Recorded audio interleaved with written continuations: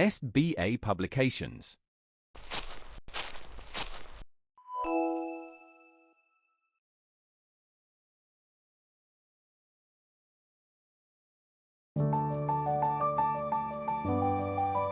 Hello my dear students, कैसे हैं आप सब? आई होप आप सब बहुत अच्छे होंगे। डियर स्टूडेंट्स, आज हम पढ़ने वाले हैं एक नया विषय और आज के हमारे विषय का नाम है संज्ञा। आज हम संज्ञा के बारे में जानेंगे कि संज्ञा किसे कहते हैं, संज्ञा के कौन कौन से भेद होते हैं। चलिए आज की कक्षा प्रारंभ करते हैं। प्यारे बच्चों, इसमें आपको अपने बारे में जानकारियाँ देनी है, जैसे आपका नाम, आपके पिताजी का नाम, आपकी माताजी का नाम, आप जिस शहर में रहते हैं उस शहर का नाम, आपका प्रिय फल, जो फल आपको पसंद है, और आपका प्रिय खेल। यानी कि जैसे कि आपका कोई ना कोई नाम ज़रूर होगा। जैसे मेरा नाम है भावना, मैं भी क्या हूँ? संज्ञा। यानी कि जिन भी चीज़ों के नाम होते हैं उन्हें हम संज्ञा कहते हैं। जैसे यह पेन, यह एक वस्तु है, यह भी क्या है? संज्ञा है। यानी कि किसी व्यक्ति, किसी वस्तु, किसी स्थान या भाव, इनके नामों को हम क्या कहते हैं?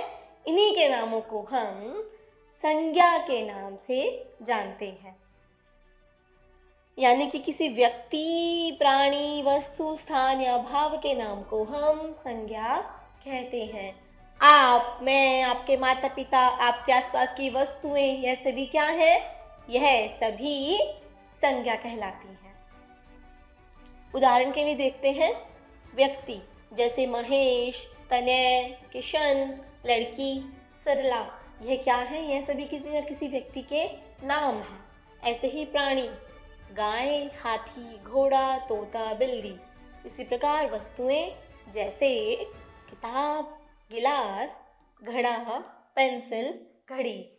ऐसे ही स्थान जैसे आगरा, पंजाब, उत्तराखंड, गांव, शहर। और भाव, भाव जैसे कि भाव क्या होते हैं? भाव यानी कि आप जिन्हें महसूस करते हैं, हम देख तो नहीं सकते परंतु महसूस जरूर कर सकते हैं।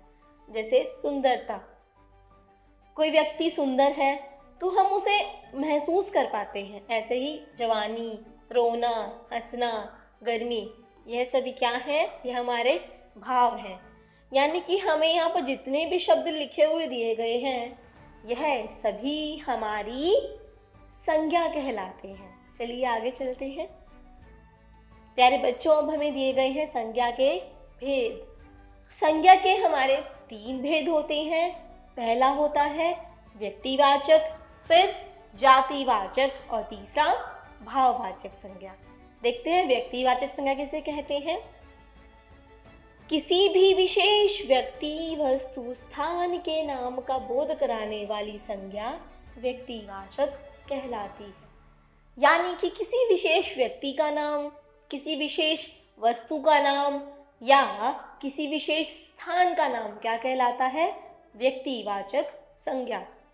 जैसे शहर, प्यारे बच्चों, शहर तो बहुत सारे होते हैं।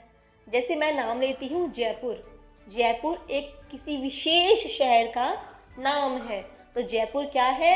जयपुर हमारा व्यक्तिवाचक संज्ञा कहलाता है। ऐसे ही लड़की, लड़कियां तो बहुत सारी होती हैं, तो लड़की तो जातिवाचक संज्ञा है, परंतु मैं किसी लड़की का नाम लेती हूँ, जैसे राधा। राधा किसी विशेष लड़की का नाम है, तो वह व्यक्तिवाचक संज्ञा कहलाएगी। इसी प्रकार रामायण, पुस्तकें बहुत सारी हैं, पर रामायण किसी विशेष पुस्तक का नाम है। इसी प्रकार इमारतें भी बहुत सारी होती हैं, परंतु यहाँ पर एक विशेष इमारत कुतुब मीनार के बारे में चर्चा की गई है, तो यह क्या है? यह व्यक्तिवाचक संज्ञा कहलाती है।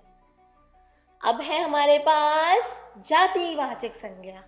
यानी कि जो शब्द किसी व्यक्ति, वस्तु या स्थान की संपूर्ण जाति का बोध कराते हैं, उसकी पूरी जाति का बोध कराते हैं, उन्हें ही हम जातिवाचक संज्ञा कहते हैं।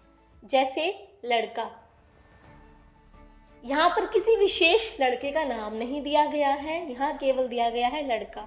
लड़के तो बहुत सारे होते हैं, यानी कि यहाँ पर लड़के से तात्पर्य है उसकी संपूर्ण जाति से। इसी प्रकार स्कूल, यहाँ पर स्कूल से भी संपूर्ण जाति से तात्पर्य है। अब है हमारे पास भाववाचक संज्ञा। जो शब्द किसी चीज या पदार्थ की अवस्था, उसकी क्या अवस्था है, क्या दशा है, भाव क्या है इत्यादि का जो बोध कराते हैं, उन्हीं शब्दों को हम भाववाचक संज्ञा कहते हैं। जैसे बचपन, बचपन को हम महसूस कर पाते हैं ना।